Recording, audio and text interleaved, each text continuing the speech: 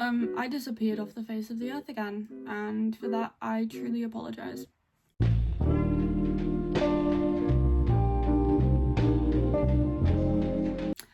I have been very busy still. Like I said, 3-4 months ago, whenever the last time I uploaded on this channel was.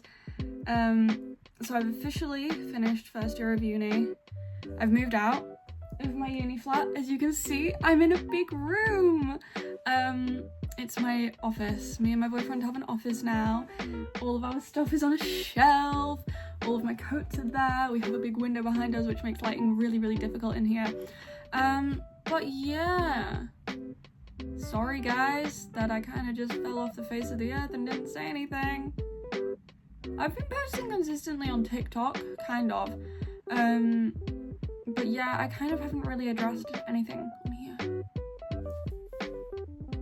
I kind of just wanted to talk about stuff, more specifically, kind of the whole gyaru thing, because that's a big thing, and that was a big thing on this channel, and as you can see, what the dog doing? Not really gyaru anymore.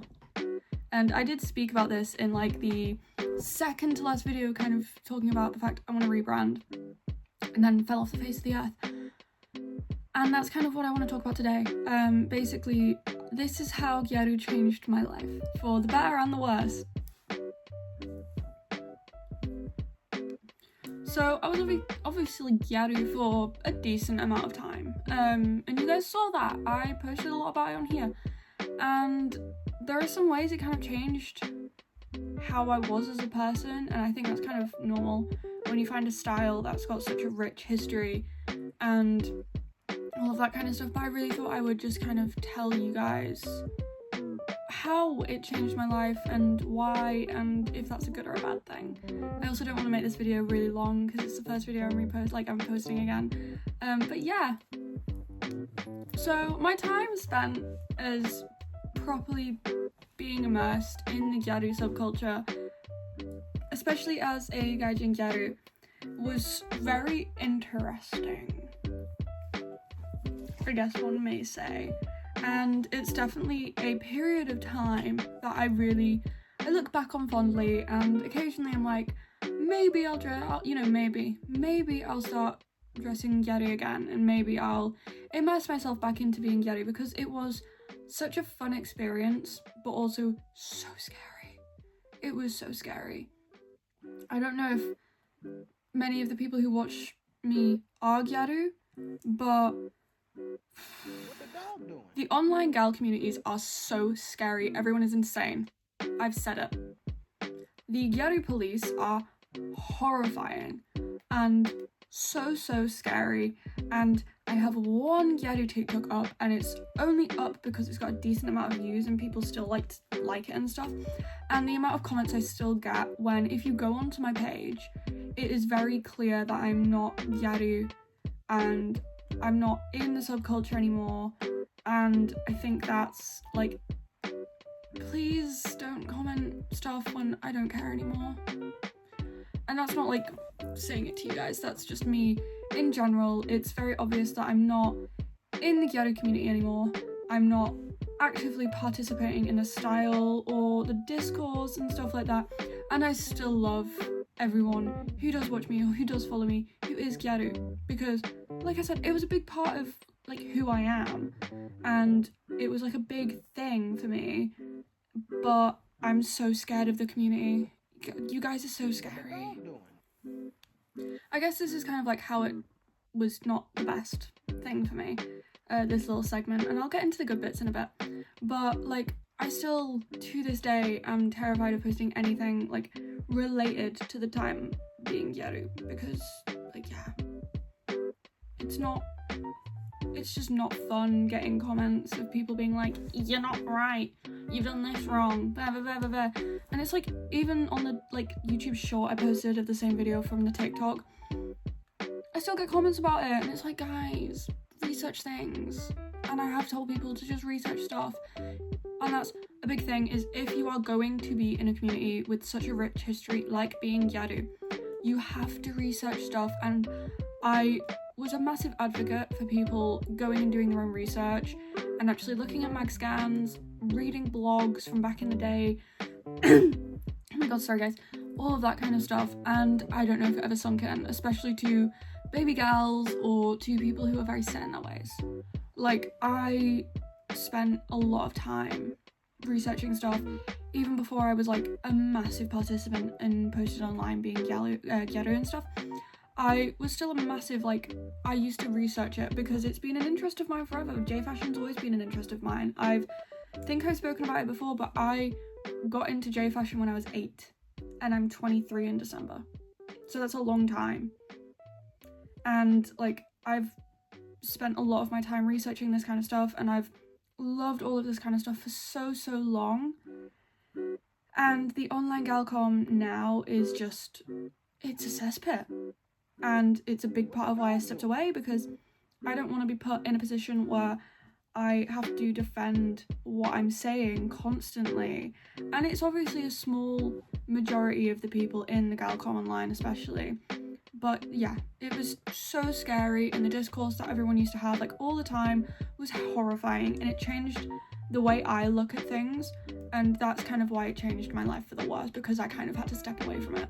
And I loved being gal, and I think I always will love gyaru as a subculture and as a fashion style, but until people learn to just be themselves and mind their own business sometimes, and you don't have to comment everything in your brain, then I probably won't step back into it until that happens. And I'm happy with dressing like a funky little guy from the 80s in my 80s jumpers.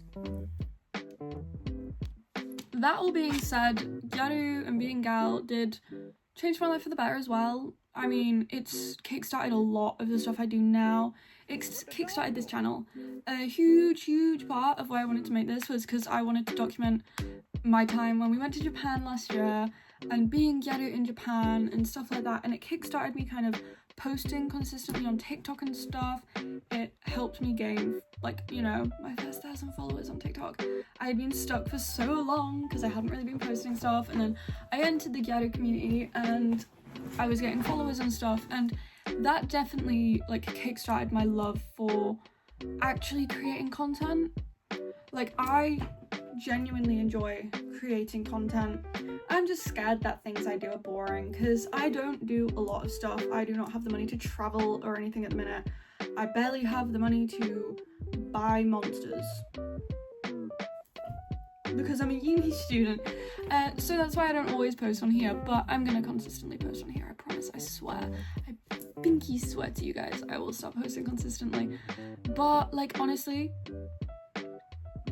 yeah, gyaru literally brought me to this kind of sphere where I am now, of who I am now. Like, I think the first time I dressed in gyaru, I was like 16, and it was so bad. I did not do the make properly, but I was like, I'm gonna dress like this because it's fun. And so I did, and I kind of switch-swapped between styles of being like gyaru and being kind of just alt in general, but it always seemed to have gyaru influence from like anything. It was always like, there was always influence in like the way I did my makeup or my dress and stuff like that. And then obviously I kind of went deep into it in about late 2023, early 2024. And yeah, it's kind of around the same time that I did Twitch for a bit. If you guys remember that, I might bring that back. Let me know if you guys want me to bring that back, because I did genuinely enjoy streaming, and now I have an actual setup to stream. Like, I have a desk that isn't just in the middle of my uni flat. I have an actual desk, we have an actual studio, and it's really soundproof in here. So that's always fun. So yeah, it kind of kickstarted all of that kind of fun stuff, and for me, I will always fondly remember, like, I think October to December of 2024 was such a good period of time for my gyaru-ness. Like, I was dressing gyaru, I was going out, I was doing loads of stuff, and it's like, that is so ingrained in my head, is like, that was such a nice period of my life, because I didn't have too much to worry about. I was just myself, and that was just so fun to me. And I do kind of I have to hand it to being gyaru. That was like a big part of why I enjoyed that period of my life so much, because I was gyaru and everything just seemed fun and nice and enjoyable in life. And I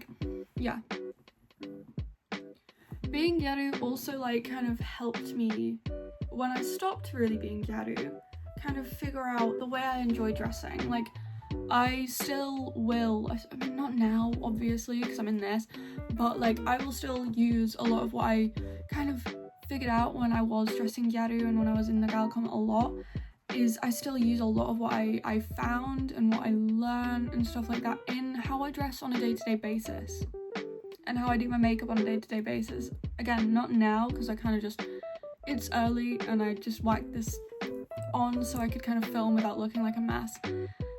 But like, yeah, it really helped me find like a style I was super comfortable in now, even though I don't dress gal. And I think that's another big thing, is even though I've stepped away from it quite a lot, I still like use a lot of what I've learned. Like, I still wear a lot of the things I wore that you guys probably saw if you followed my TikToks.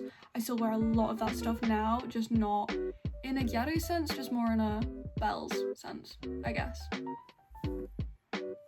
Another thing about being gyaru is it really like forced me to just be confident with myself, because honestly, when you are stepping into the great British wilderness that is town centres and city centres dressed in gyaru, you really have to be confident in the way you look and the way you feel, and you have to have a lot of self-confidence, because I used to get barked at all the time. I'm kind of used to that. I used to get barked at anyway, but like, yeah, used to get barked at. People would say things. I mean, people still say things, but it's usually just about the fact my hair's green, and it's like, yeah, I have a mirror. But like, being gyaru really helped with like self-confidence, and that's a big thing, because I did not have the best self-confidence before being gyaru, but like, I think it just built like kind of like a force field around me of, I can kind of just do whatever now. I feel like I could step outside wearing anything and I'd be happy in myself to kind of just look. My phone storage just stopped recording. I'm kind of just, yeah, happy to look like whatever, basically. But I think gyaru is a hugely important part of my life, and I would love to be able to kind of venture back into that world at some point. I don't know when, but I would love to be able to just kind of do that again and see what happens, I guess, is the big thing, is just kind of seeing what happens. But I don't know. Gyaru is always going to be an important part of my history. It set me up to be able to do a lot of stuff that I probably wouldn't have ever done, like, you know, like I said, this channel, my TikTok, kind of building a personality for myself on the internet, basically. And I'm really grateful for it for that, even though it is a terrifying place.